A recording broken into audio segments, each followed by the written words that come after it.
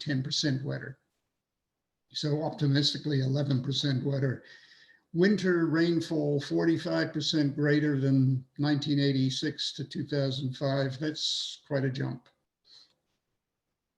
And this is a graph similar to the temperature one. This shows precipitation. You see the difference between the red business as usual line, which is of course the line the world is heading along, and the blue line, which is the more optimistic one. So these are serious changes.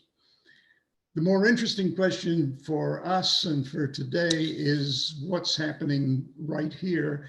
And while I don't have data for the Kawarthas, we're just to the west of you, and what I'm going to say about Muskoka is pretty typical of the sort of thing you're likely to see. I've already mentioned the 3 more weeks of open water, but in early 2014, the Watershed Council took a look at climate change locally, and we produced a report in early 2016, and it's available on our website, and there's the link. It's written for people, not for scientists, but it does have some science in it. And the approach we took was to say, not is what's the trend going to be and how's it going to change over the next 100 years or so. We said, what's it going to be like in the middle of the century? Because that's soon enough that people might care about it. What's the impact of those changes, and are the things we should be doing to prepare for it? That was our approach. And so this is what we found. And this represents the mid-century climate. Not precisely what will happen in the year 2050, but the climate of the years around 2050. And what you see here for temperature is we have 2 lines. The blue lines are the present climate, the red lines, the future climate. And all that we've plotted here is the average daily minimum and the average daily maximum for each month of the year. So the months are along here. And it looks pretty obvious what we might expect. It's going to be warmer. It's going to be a little bit warmer. It doesn't look too bad. It's almost symmetrical. But I like to draw attention to 2 particular temperatures, 0 and 30. 30 degrees is heat wave temperatures. And in cottage country, we get, 5 days a year, average year, 6 days, something like that, of temperatures above 30, and people talk about how hot it is. What you see is that that's happening when the average daily maximum is in the mid-20s. We're going to see the average daily maximum being butting up against 30. So we're going to have a lot more heat waves, far more heat waves than we have now. And at the other end, at the present climate, we have 3 months of the year, January, February, and December, where the average daily maximum temperatures don't break through 0 degrees and have melting. And in the future climate, that's only going to happen in January.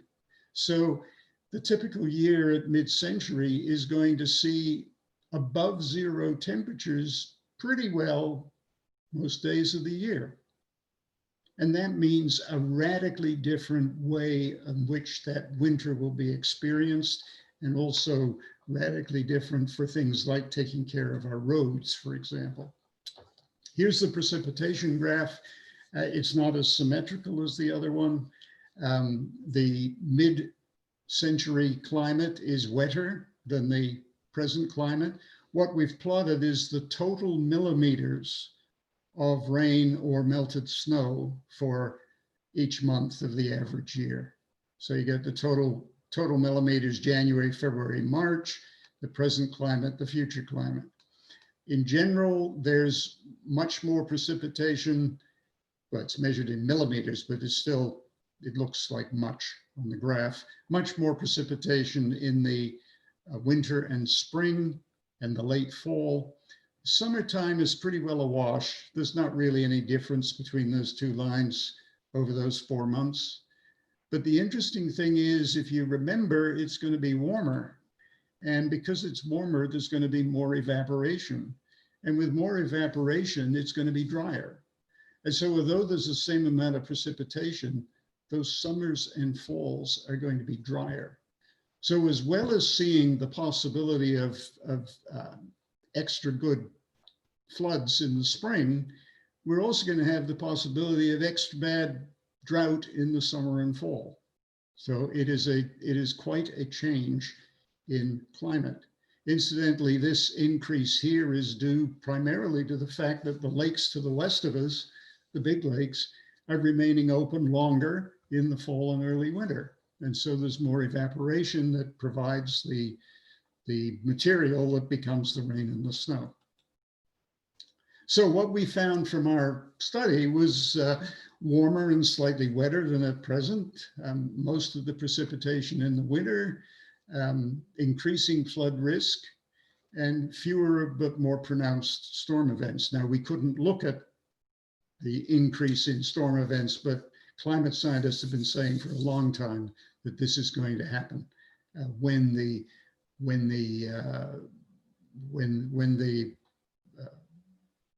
air becomes warmer, the intensity of storms becomes greater. Now, when I say increasing flood risk, we're not talking about just a little bit of an increase. We think there could be a case of floods being typically 3 times as big as they currently are now. And that means really significant changes. The lakes, of course, are going to be warmer. They're going to be more biologically active. There's going to be a greater risk of algal blooms. And in fact, that's one of the things we're starting to see in Muskoka is more algal blooms than in the past. There's going to be low flow and drought during the fall. And there's going to be extreme spring floods that are going to be more frequent. We're also going to see pronounced changes to our forests because the growth zones appropriate to the particular trees are literally going to be moving north, and the trees are going to be stuck in a climate which is too warm and too dry. And so our forests have basically got to move north. We've got to have them replaced by southern trees coming in, and trees tend not to move very far very quickly. So there's real challenges there in how our forests are going to change. There's going to be new tropical diseases for us as well as for many other organisms. There's going to be greater stress on our power grids and our data grids, simply because we're going to be operating in places where we want more air conditioning. We're going to be demanding more power. And so there's those kind of problems, never mind the storms, which are going to blow down the lines more frequently because of the strange Canadian habit of putting all the electricity up in the treetops instead of down under the ground where they should be putting it. But that's just a silly thought of mine as a scientist. Anyway, so what do we do? The first thing I want to say is there are complex problems here. We're talking about significant changes in the climate, which are going to have significant run-on effects on things like water flow, flooding, drought, fire risk, all sorts of things. These are complex problems, and often the moment you have a complex problem, you have lots of people running forward with simple, easy to understand solutions which turn out to be wrong. So that's the first thing I'll say. And we're in Muskoka, we're struggling at the moment to make the point that to control flooding in Muskoka, we've got to do certain things, and it's not as simple as building a dam or blasting a channel. We need to avoid the wrong solutions. It's sometimes useful when thinking about problems like this to step back for a new perspective. And I suspect you didn't think I was going to step this far back. But it's important every now and then to reflect on the fact that we share the only habitable planet in our vicinity. There is no planet B. This planet is finite. If we screw it up here, we have nowhere else to go. And we've been showing that we're quite capable of screwing it up. So that's the first thing. The second thing is to realize that this is a problem of the biosphere. This is a problem of taking care of this infinitesimally thin skin of air, land, water, and life, which envelops our planet and supports our lives.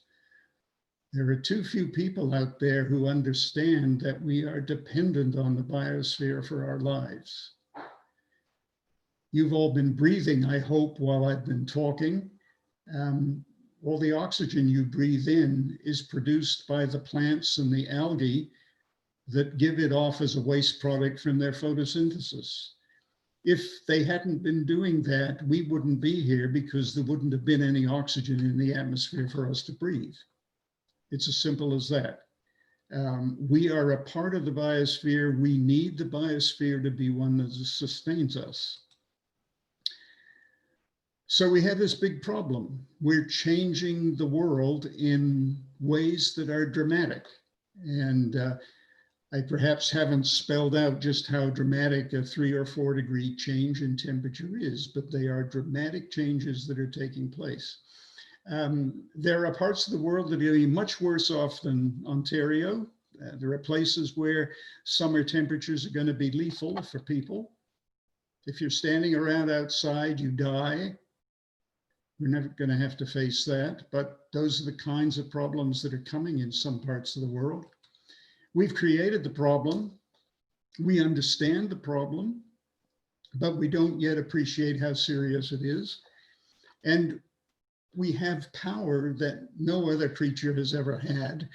And what we've got to do is we've got to start using that power to steer the planet safely. Now, we've been using that power irresponsibly, and that's got us into this mess. We've got to start using that power to steer the planet safely. And how the hell do we do that? Good question. The first thing I'll say about this question is it's even bigger than you might have imagined, because it's not just climate change. There are lots of ways in which human activities have been altering the planetary system in ways that are stressing it and making it less capable of sustaining us. Biodiversity loss or extinction. You might think that the extinction of the odd animal here or there doesn't matter, but it's like rivets in a plane. You can lose 1 or 2 rivets and the plane still flies, but eventually you'll lose a rivet and the whole plane will fall out of the sky. You can't keep on losing biodiversity the way we are. And that's just one of the problems. Climate change has got numerous effects, and each one of them is creating problems for our lives. There are many parts of the world where we are no longer going to be able to live because of sea level rise. For instance, southern Florida. Southern Florida isn't going to look like it does now in a few years' time. This little chart shows a whole bunch of things, and I'm not going to talk about them, but where the red bars are, things that are particularly serious, and where there isn't much red, it's pretty good. Stratospheric ozone depletion, you heard about that. That was a relatively minor problem. You probably haven't heard about the nitrogen problem. We've created a situation where there is way more nitrogen available in the environment for plants and animals than was ever the case before industrialization. And one of the consequences of that is the pollution of freshwater and marine systems by algal blooms. So-called dead zones of the ocean are caused by that. Big problems in changing the capacity of the system to continue functioning. There's several of these things threaten the capacity of the biosphere to sustain us. We've got to steer the planet towards a safe space for people. The planet will survive. There'll be some kinds of organisms that will survive on it no matter how it changes in terms of climate. But people may not survive. So we have to look out for number one. How do we get things turned around? We take a simple approach of repairing the environmental neglect by replacing the careless actions with deliberate actions that are going to mitigate the problems. So instead of polluting the atmosphere with CO2, we want to curtail emissions and use non-polluting energy sources. Instead of killing off species, we want to protect areas of natural environments so that we will continue to have this incredibly important biodiversity that we're losing, and so on and so forth. In other words, we've got to steer the planet wisely. We didn't know we were steering the planet, but we were. But we were like some drunken sailor with his arm on the tiller, and we've got to stop that and start steering in a responsible way. It's an immense challenge. We're talking about repairing the climate, building the biosphere. We're talking about coordinating actions over the long term in terms of human ideas, not a project for a year, but a project for a century. We're talking about global coordination, and you know how good we are at that. This is an immense challenge. But the good news is it's within our capacity. We know what the problem is. We know what we have to do. We have the technology already to solve the problem. We'll undoubtedly develop some new technology, but what we have already is sufficient to allow us to solve this if we can get moving. Government is essential to the process, partly because the task is way too big for individuals, but also because there's going to be pushback from those individuals and organizations that are vested in the status quo. Because steering a planet requires international collaboration and cooperation. So you've got to have government involved. The government won't get involved unless people demand it getting involved. And so individual actions are necessary to help. And individual actions, I think the most important individual action is voting as if climate change is important, and voting for the people who say they're going to do something and then holding their feet to the fire. But there's lots of other things we can do. And I thought this was an interesting graph because it shows that not all actions that individuals can take are equal. There are some that are pretty trivial.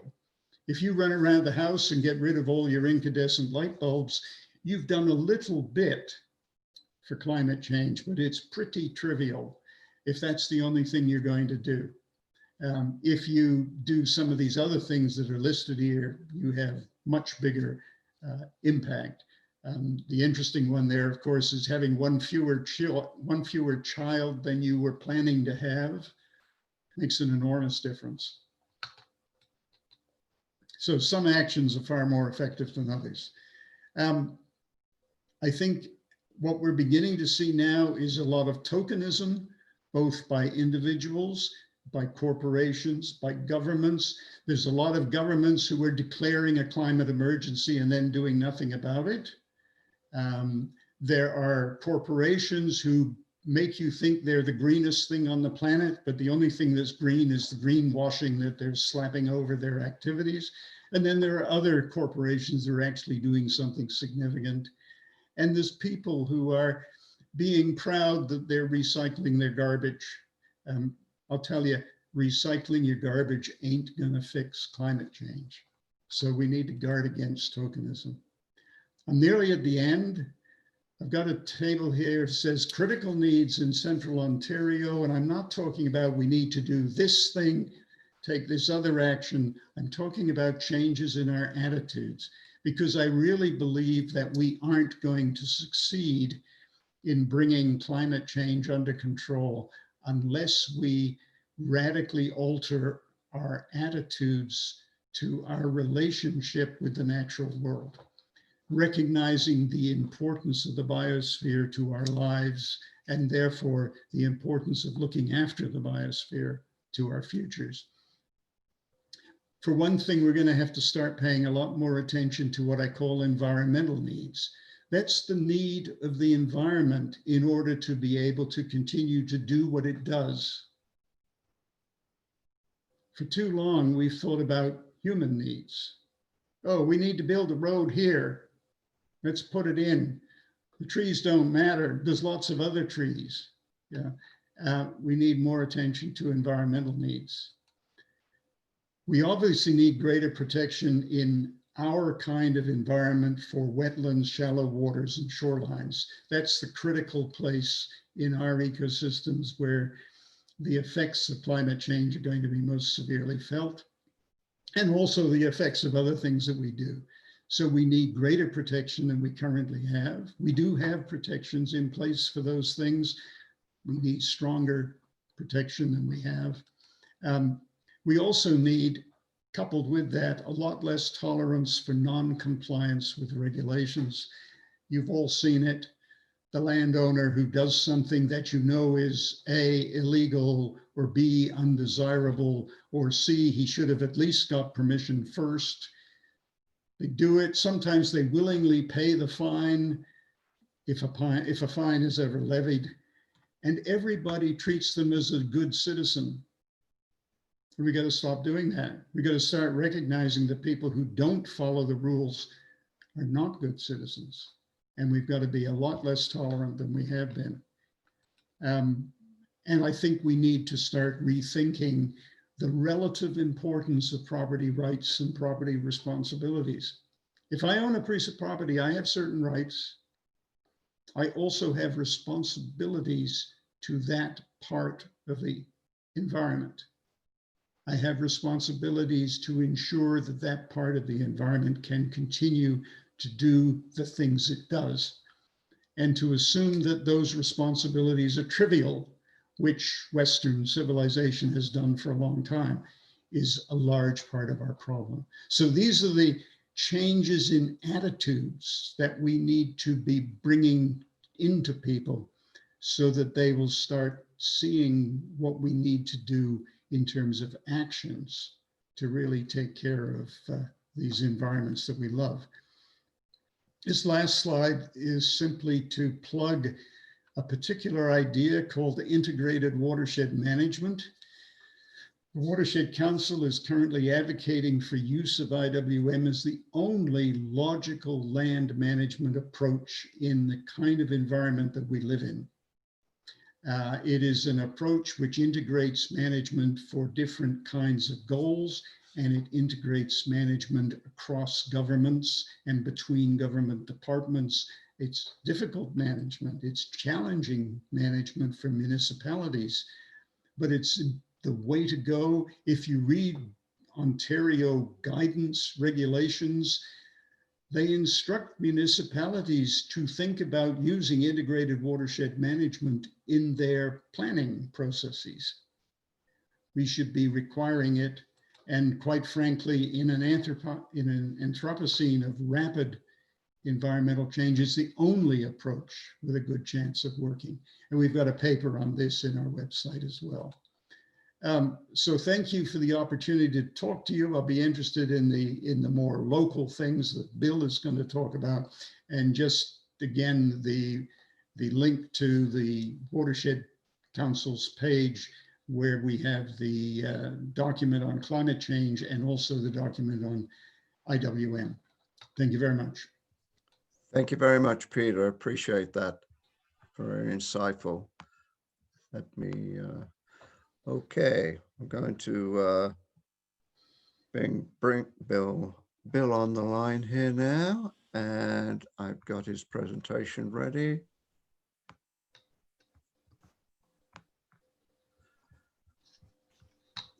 Okay, Bill. Thank you, Peter. Good afternoon, all. My name is Bill Napier, and I'm the former chair of the Kawartha Lake Stewards Association.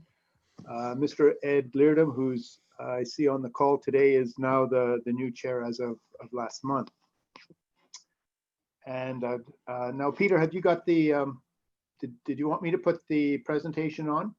Yeah, just one moment there, Bill.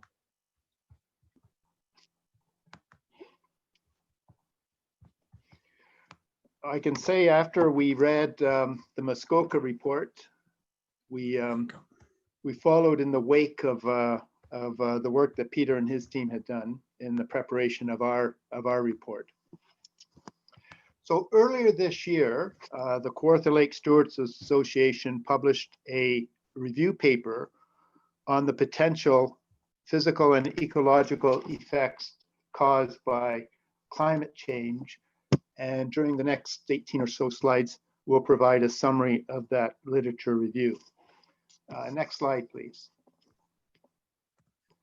But first, for those of you who are unaware of the Kawartha Lake Stewards Association, we're a volunteer nonprofit citizen science-based organization. We have over 700 names, people on our list, on our membership list, and we have about over 75 people undertaking various programs that we're involved with. And Peter, next slide. And those activities that we undertake is monitoring. Our mainstay program is the monitoring of phosphorus, which we've done over the past 2 decades. We have our own bacteria sampling program, and we also measure temperature and clarity. In addition, the Kawartha Lake Stewards Association takes a number of projects. We just completed last year a paleolimnology project looking at how the lake has changed over the past 200 years. We've been modeling, we've undertaken lake modeling studies, and this year we focused in on invasive species by identifying species throughout the lake system. We undertook a near shore program with one of the local universities, and finally we undertook a natural edge program to begin shoreline rehabilitation of some with private property owners. We've been collaborating with the post-secondary institutions in the area, as well as the municipalities, conservation authorities, and other groups. We are involved with education, and on the border of this slide, you can see some of the documents we put out, including the 2 plant guides that are used both here, and also we've had requests internationally for them to be distributed. We've undertaken an annual report which puts the finger on the pulse of the activities that are going along in the Kawartha Lakes, either done by ourselves or others. And we undertake engagement exercises where we have a noted speaker giving us information on the area. Next slide, please. So we did produce the climate change report, and as I was saying, in the wake of the one that was done by Muskoka, we found it useful. We were able to find some additional information that was local in nature with respect to the Kawartha region. However, most of the data that's going to be presented in the over 60 to 70 reports we looked at deal with the Great Lakes area, and the Lake Ontario watershed, and a couple of reports focusing on Kawartha Lakes. And our purpose really was to summarize the available science data and projections so that we and the residents in the area know what the scientists are saying, and therefore allow us to develop a contextual background for our own individual and collective action. Next slide. And in 2015, a report entitled "The State of Climate Change in the Great Lakes," several dozen researchers analyzed the literature and prepared an uncertainty matrix showing the state of evidence, which we can see on the y-axis, compared to the agreement among researchers and the potential outcomes, which is shown on the x-axis. And from that data, you can see where it comes from when the projections are based on air temperature and frost-free days. In that cell, there's fairly high confidence that the activities that shown in Dr. Sale's previous slide will have a likelihood of occurring. And then as more and more activities and more variables are introduced, the likelihood of agreement can become less, and indeed, in some cases, the evidence becomes less. So we looked at that information and focused in on the two high evidence areas with respect to air temperature and precipitation, including the rainfall events and lake temperatures as something we would like to focus our future attention upon. Next slide, please. With respect to one thing to also to consider in that in the previous slide, sorry there, Peter, you don't have to return it, is that Okay. As the more complex the system becomes, there's less likely there's agreement. And this is also true for the confidence determination for biological systems. And I think what we were surprised as, and probably the most glaring aspect of this table, is that none of the ecosystem or biodiversity themes were categorized as either high evidence-based or high agreement. We found that surprising because of the number of studies undertaken on the potential of climate change. However, as cited in the literature and upon reflection, the complexity of projecting ecosystem changes directly attributable to climate change is quite challenging. And one can understand the reason why researchers have taken more of a precautionary approach when evaluating the uncertainty and what the future holds with respect to climate-related changes. The uncertainty of, I believe it's, and wasn't really written starkly by the researchers, but certainly as time goes on and with as more and more information is becoming, I believe that high evidence, high agreements cell will be filled as more information becomes available and time marches on. And certainly in the anticipation of the next international panel on climate change, their synthesis report in 2022, there'll be more information and clarity in these predictions will probably occur. Our interest then focused in on the medium evidence and agreement cell, dealing with the range of for cold water fish and turtles, the range for cool warm water fish, and the potential effects on boreal species and the range of oak, birch, forest, and sugar maples, which make up a large component of the area that we find ourselves in here. The Kawartha Lakes are shallow, nutrient-rich, highly productive, and subject to intensive recreational use. We found that, in fact, one study has shown that over 100% of the population of a fish, of the new spawning fish, is taken out yearly, and our area is quite is the houseboat capital of Ontario, and over 5,000 to 7,000 boats transect the Trent Severn waterway a year. So we have a lot of activity in this area. If we look at the next slide, it shows, and if we think back to the one with high confidence, high agreement in the cell, this slide shows the potential for annual temperature projections for the Peterborough area. And as Dr. Sale mentioned, the models are based essentially on 4 scenarios. And if we take a look at the relatively optimistic case, where greenhouse gas emissions peak at the middle of this century at 490 parts per million and then decline, we would be having the same annual temperature range as what's found currently in Albany, New York.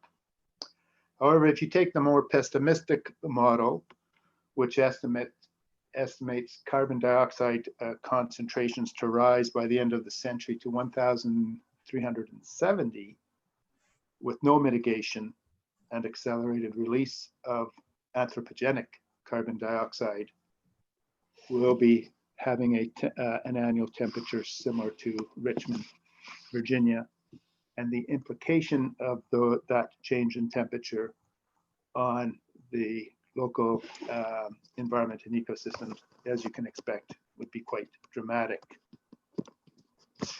We also took a look at, in addition to the increase in temperatures, the change in precipitation rates, and Dr. Seo mentioned what those were and could be. And of course, being almost next door, they'll be the same here. However, just to like to add one or two other points. The first is that the Coalition for Equitable Water Flow assessed the potential changes to the Trent Severn waterway. And during 2016, there was a rainfall deficit in Peterborough, Trenton, and Halliburton districts from the normal period compared to the actual precipitation levels. So as indicated, we're already seeing the potential effects of climate change. And if we can go on to the next slide, we don't have to wait until the mid-century to see what those potential effects are. This is a graph showing when the ice cover left Lake Scugog since the middle of the 19th century. And in the 1860s to 1880s, it was around the middle of April. And today we see that ice cover is leaving around late March. As in addition to the physical parameters, there are some indications of what could be happening on the biological component. And if we take a look at the next slide, this illustration shows the possum migration into Ontario and the projections that may occur. We usually associate possum with American folklore. And while it has been around Ontario since the 1970s, its projection is going to be of expansion is going to be quite large. Go on to the next slide. In addition to the effects on one species, there are effects on a number of species. And the vulnerability of species in the Great Lakes Basin was assessed by scientists in last year using a methodology to rank species vulnerability. And they looked at about 280 over 10 different taxonomic groups. And what's particularly noticeable on this one, if you take a look at the bottom row, the Lake Superior watershed has the most species that are considered extreme or highly vulnerable. And that's primarily because not only is that at the southern boundary of habitat ranges of a number of species, but a number of species within that area have local niches, and they'll be the ones that will be affected. In our area, there were no species that were identified as highly vulnerable. We go on to the next slide. So what does this mean? And I did skip over a few things, but I think the conclusion that Dr. Sale had mentioned. But I think what we've seen is that there will be warmer temperatures with variable precipitation. The weather change will be the intensity of storms, and that's something we'll have to address too. Ice conditions will become more variable. Fishing for lake trout and walleye will become more difficult as the lake waters continue to warm, but some of the other fishes might become more plentiful. In our area, where there is a series of dams and control mechanisms, we'll be on the telephone to the Trent Severn waterway asking them to either raise or lower elevations as water levels fluctuate with more intense rain periods and those dry periods that Dr. Sale had mentioned. There'll be an increased fire risk, and some of our forests will be reshaped. And there'll be a shifting of different types of species in the terrestrial environment. So next slide, Peter. So what we've done is when we were looking at recommendations, and our members essentially said, what can be done within this area that we could look at? And our recommendations we looked at is going to be something that was within our scope. They had to be focused, tangible, and concrete, and something that we can implement. And our goal is also integrated watershed monitoring programs that could be used by resource managers lake-wide. And these two illustrations show how we have taken monitoring data that's shown in the upper left-hand side and interpreted that data to show how concentrations of phosphorus has risen throughout the lake system, reaching a pivotal point at Lower Buckhorn and Lovesick, and then a drop as a result of the contribution of fresh water into Stony Lake. And it's this sort of information that has been used in the development of lake management plans, and also in discussions with government authorities with respect to developments and other considerations that have to be taken into account. So what we looked at, Peter, next slide, is two actions. The first one is one relating to citizen science, which is the continuous measurement of lake temperatures and the multi-season measurement of dissolved oxygen, and then individual actions. And we use that under the credo for both of those as issue. You can't manage what you can't measure. Next slide. So with respect to climate change monitoring, every publication cited the monitoring for key environmental variables. And our scientific advisors suggested that one of the most direct effects to measure climate change would be on lake temperatures. And they suggested continuous monitoring of the lakes. So what we did is we are now undertaking a multi-year project to collect information on temperatures and dissolved oxygen measurements, which will be used to assess the long-term effects of climate change. And if we could go on to the next slide. Water temperatures and dissolved oxygen measurements are collected in this area sporadically. We'll be undertaking this over a number of years and identifying the changing patterns of water temperature. It'll build on the existing database in the Kawartha Lakes. And with the main reason is that warmer water enhances productivity, which could increase the number and growth of various species. That could in turn, in the cycle of biological systems, affect the amount of dissolved oxygen. And if the dissolved oxygen decreases, the lakes will become oxygen deprived and could shift into anoxic conditions.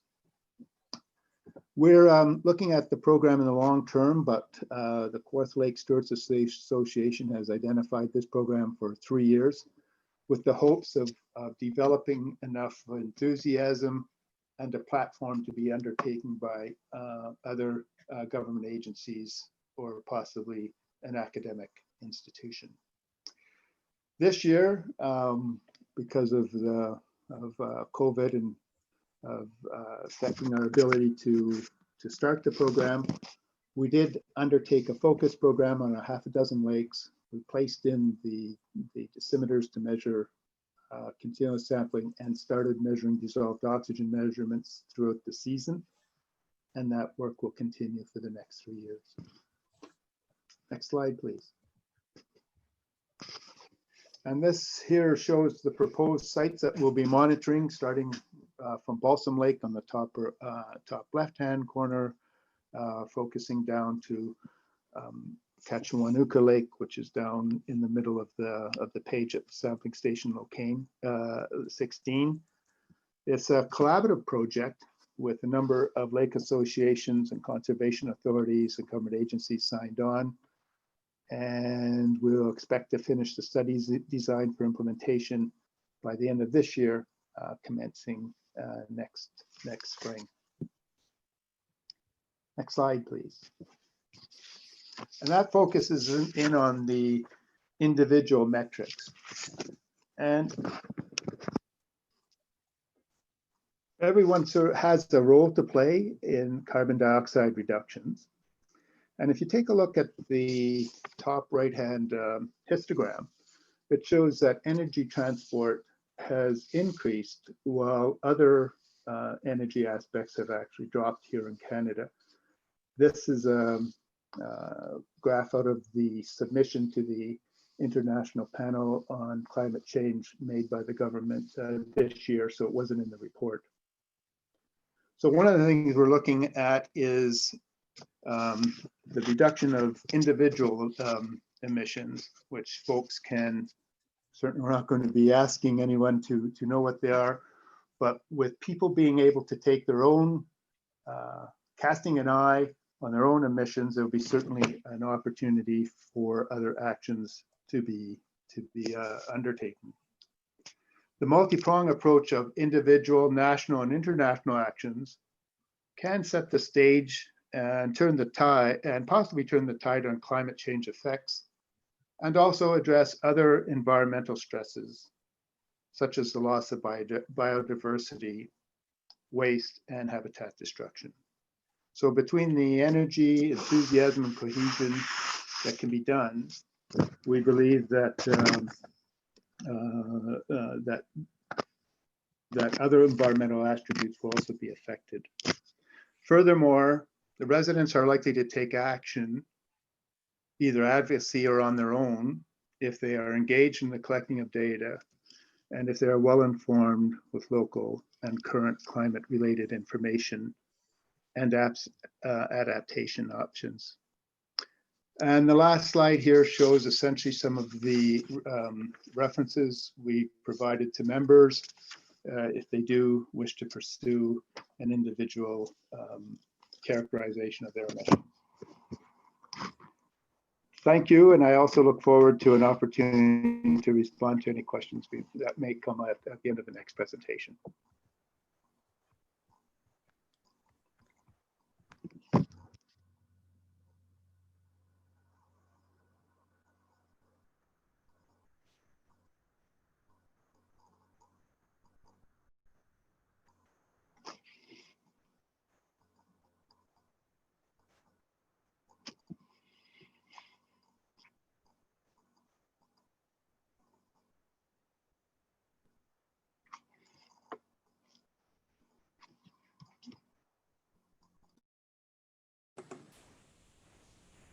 Peter, our host, are you there?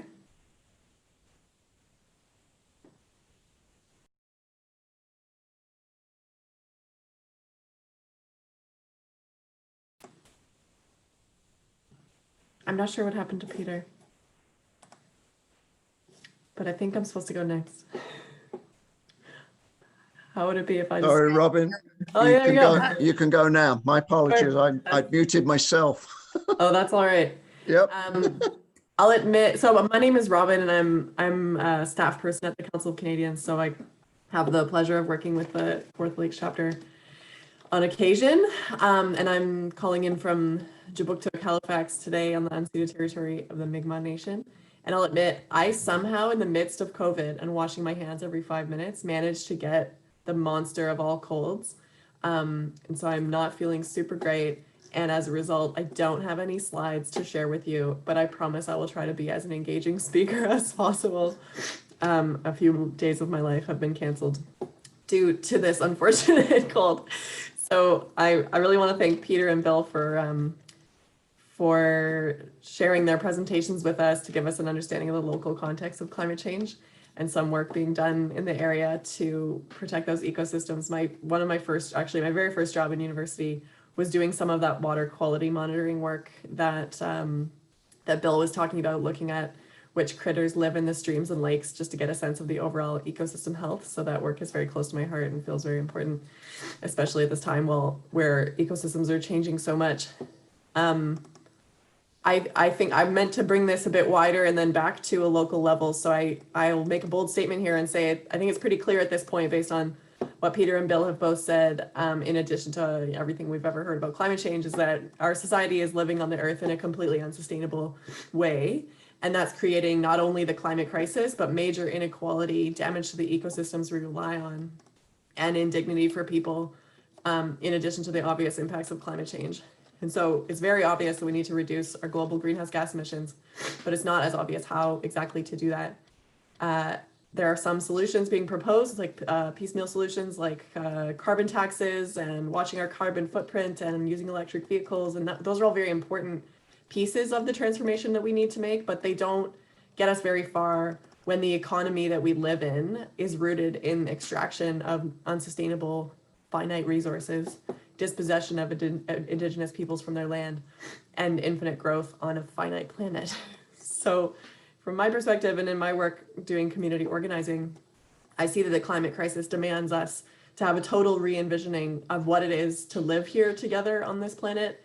And I think that really starts with local groups like the Kawartha Lakes Chapter and everyone here. So I'm really happy to talk to you today. And I think the phrase "think global, act local" is a bit cliche, but it really earned its notoriety because that's very true. I think local communities and governments have the power to make decisions that have direct impact on the way we live day to day, including our access to services, access to community, and access to sustainable living. How much we can decide to live a sustainable life often really depends on the decisions and the governance of our communities. Municipalities directly own and operate, as well as oversee the development and maintenance of the majority of local infrastructure and public services. Sorry. Including electricity, transportation and transit, affordable housing and buildings, building efficiency, childcare, education, drinking water and wastewater, fair work, decent wages, cultural and recreational centers, food security, public spaces, health and social services, land use planning.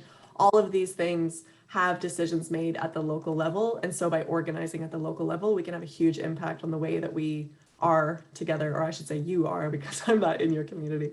But those local government decisions have a huge impact on the way that communities operate and live together, and whether or not they are able to contribute to the transformation of our world that is required to really lower those greenhouse gas emissions. So the opportunity to make change at the local level is why the Council of Canadians, the organization that I work with and that you all are connected with, that's why we have community chapters across the country, because we know that having political power at the community level is a totally key, really important ingredient to creating large scale change, even though because it's starting right from the ground. So there are a few things, I've been chatting with George with the Kawartha Lakes Chapter and hearing about a couple local issues that are going on. And so I want to raise 3 specific areas that local governments and residents have a huge amount of control over. And that's land use planning, which affects lakes and rivers as well, food security with Indigenous nations. So I should say that all land use planning decisions in Canada are decisions that are made about unceded Indigenous lands. And the reason I'm saying that is because we need to start challenging from the very bottom the idea about who gets to make decisions about how we live together. I heard in the opening to this whole session, Peter acknowledged that the Indigenous lands that you're on and that I'm on, and that Indigenous peoples in the Anishinaabe are the stewards of the land in perpetuity. And I really liked that because I was like, wow, in perpetuity, forever. Forever, Indigenous peoples are the stewards of the land.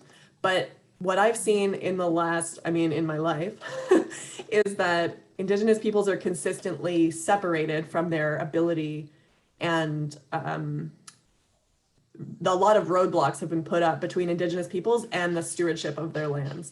And usually that's for the purpose of private profit or corporate interests. And so that's one of the key issues the Council of Canadians has always worked on, is understanding where corporate interests play into our democracy and then challenging where those show up so that we can all regain collective control over the things that we need to live, including our ecosystems. So what I see, generally speaking, from the local level way up to the top, is that there's an imbalance of power where a small group of very powerful people get to make decisions that affect almost everybody on the planet and the planet. And that imbalance of power happens everywhere at all scales. I'd hazard a guess and say that it's happening right there in your municipal governments about land use planning, who gets to make those decisions.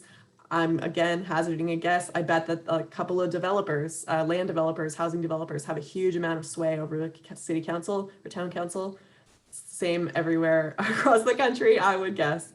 If we zoom out a little bit more to a national policy level, the Canadian Association of Petroleum Producers, for example, has managed to basically write our climate policy across the country for more than a decade. And that has enabled them to protect the interests of petroleum producing companies, which is that exact, it's completely at odds with the goal of climate action. Right now, some of my work is in Newfoundland and Labrador, and I'm seeing former executives of offshore oil and gas industry companies. They're now responsible for shaping the way the province recovers from the pandemic economic slowdown. So we can see which interests are going to be prioritized in that decision making strategy. Sorry, losing my voice here. And then talking again about Indigenous peoples. Indigenous peoples around the world make up a really tiny proportion of the whole human population, but the lands that they are able to steward hold the majority of biodiversity, which is what Dr. Sale mentioned is another crisis, that it's not only climate, but it's the diversity of our biota. However, Indigenous peoples who have successfully stewarded lands and biodiversity forever of human society or human existence, these people are now being separated from the ability to protect their lands, and their rights are often being alienated so that they're less and less able to defend those highly diverse ecosystems that keep the whole planet going. And the reason that they're often separate, a common reason that they're separated from those interests and that ability to protect and steward the land is corporate interest. We'll see people in South America getting prevented from accessing their land because of mining, because of farming, because people want to harvest the lumber, because even some climate action strategies, including like reforestation and issues around forestry, Indigenous peoples are pushed off of their lands and are no longer able to steward it in a way that's going to support that biodiversity. And so I just can't say enough how much that power imbalance and the prioritization of private interests has totally interrupted our ability as communities to take meaningful action on climate change.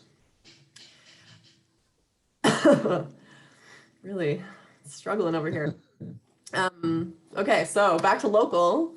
As the climate is changing, it's clearly changing, it's happening now.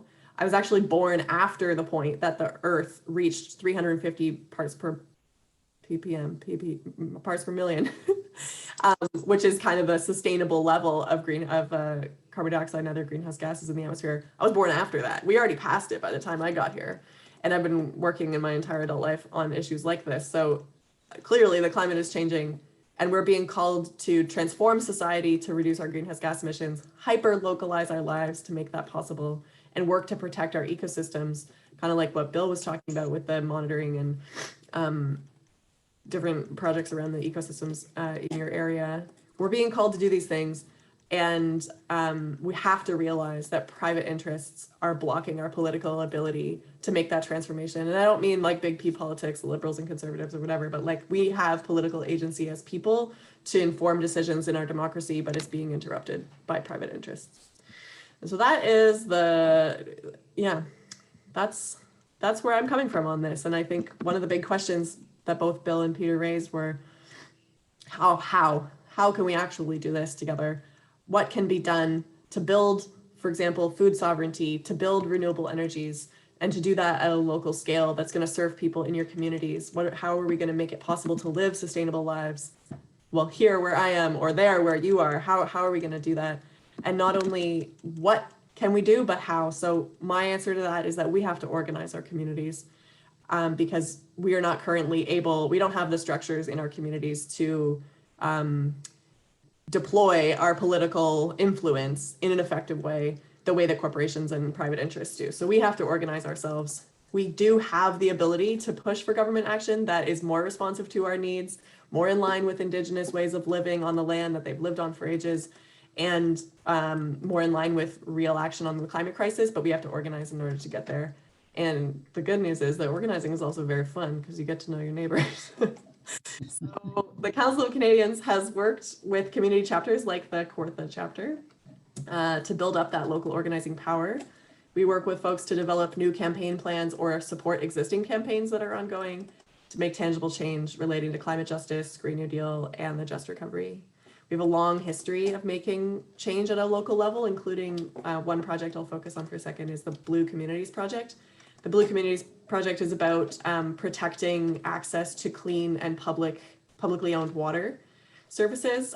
So we've worked with 85 communities in cities, towns, universities, and other institutions all across Canada and around the world to commit to protecting public water resources, which means not privatizing them, having public utilities, preventing the sale of bottled water, and defending the human right to water and sanitation. So that's one of our big pieces, and it always starts at the community level.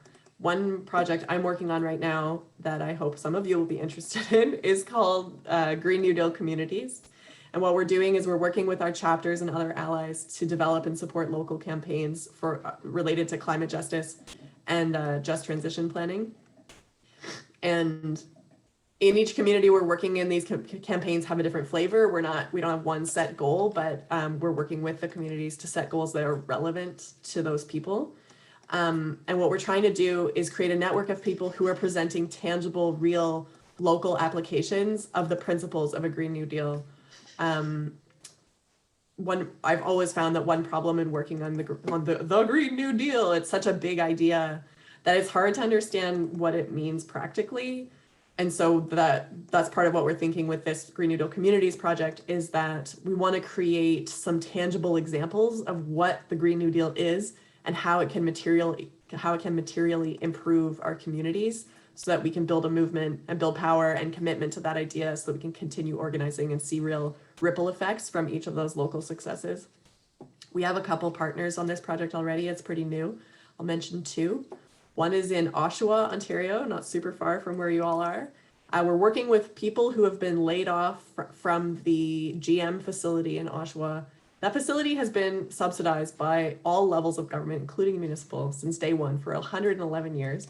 And then 2 years ago, the company just got up and left. And they left the building there, and it's 95% empty. And so these workers who are now out of work because GM left are trying to have the federal government order the production of N95 masks and other medical equipment at the facility to address the COVID crisis, which would put people back to work and would totally change the way that our manufacturing industry works, because it would shift gears a bit from the profit motive of wanting to make cars to the social need motive to make products that people need to survive. I'll mention also, before the COVID crisis happened, this team of people, their initial goal was to create electric vehicles for public fleets, like buses and stuff. But then COVID happened and they switched gears a little bit, which I think is a great sign, because if we are going to have a Green New Deal and we're going to have a transformed economy, we need to be much more responsive to like human needs, not private desires. I'm running out of steam here, so I'm going to maybe wrap it up. Yeah, I'm telling the story about this Green New Deal Communities campaign because I hope that if there are any local campaigns that are ongoing in the Kawartha's area, we might be able to help out. Like this is what we do. We are able to help people learn and build capacity to run really successful campaigns that engage a lot of people, and so that they can meet their goals. And then another part of this project is that we're trying to connect people together across communities. So not only supporting individuals, but actually making a bit of a network so people can talk together about what they're learning along the way of getting their campaigns off the ground, sharing our stories together, and building up the story of like what the Green New Deal is together. And it's really exciting to me that that gets to come straight from the grassroots. I'm really losing my voice here, so I might close there. But I guess my final statement is that if you're a member of the chapter, I hope you'll stay in touch and that we can work together on powering up any campaigns you have going. And if you're not already a member of the chapter, I hope that you'll join so that we can all become powerful together. Thanks for having me. Excellent. Thank you very much, Robin. Hope you get well soon. The good news is it's not COVID. I did get a test, so I don't have COVID. I just have a regular cold, which is like almost. There you go. Okay, so a big shout out for all of our speakers today. I really appreciate you taking the time. If anybody has any questions now of our speakers, if you want to put the questions through on the chat, we'll try to get to them. If If not, you can go to our website and put in your questions on our website, and we'll try to get some responses for you. I would like to remind people, if you are interested in joining Council of Canadians, the minimum charge is $1 to become a member. Real good deal there. And let me just see. So I'm hoping that I'll be putting this recording online this week and on our website if you want to check that out. And I hope everybody keeps safe and healthy. Last call for any questions. Otherwise, we'll let everybody go. Not seeing anything right now. But okay, we'll let you all go, and keep safe, everyone. Thank you very much. Bye. Thanks everyone for coming. Thank you.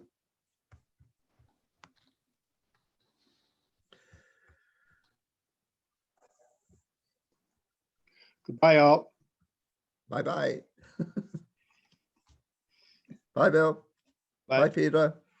See Bye, you George. later.